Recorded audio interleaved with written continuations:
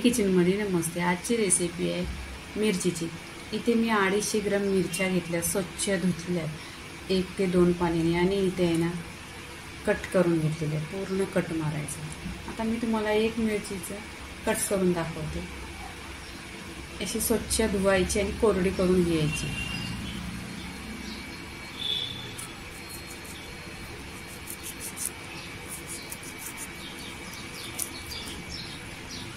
असे 2 भाग करायचं पूर्णपणे असं. आणि तुम्हाला हा बी कारायचा असला तर कारा. तिखट मिरची आहे. इथे 1 चमचा मीठ घेतलेलं आहे, 1 चमचा हळदी घेतलेली आहे. तर ही हळदी पावडर आहे ना या मिठामध्ये टाकायचं. टाकल्यानंतर असं मिक्स करायचं.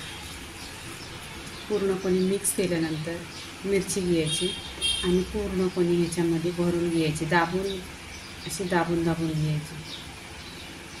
पूर्णपणे कशी भरलेली आहे बघा, अशी भरायची. पूर्णपणे इथं मीठ आणि हळदी अशी मिरची भरून घेतलेली आहे. इथे गॅसवर तवा ठेवलेला आहे. तुमच्याकडे लोखंडी तवा असला तर लोखंडीच तवा घ्या, कारण त्यात आहे ना मिरच्या छान शिजतात. इथे 1 चमचा तेल टाकलेलं आहे. तेल गरम झालं पाहिजे. इथे मोहरी टाकली चिमूटभर. मोहरी अशी तरतरली पाहिजे.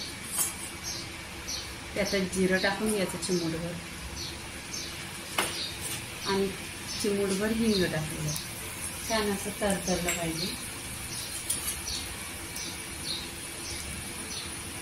आणि मीठ आणि हळद आपण पहिलेच टाकलेली ह्याच्यामध्ये मिरचीमध्ये.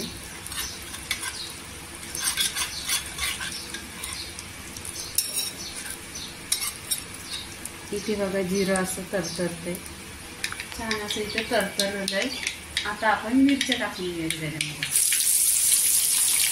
आणि 2 मिनिटं बंद करून ठेवायचं.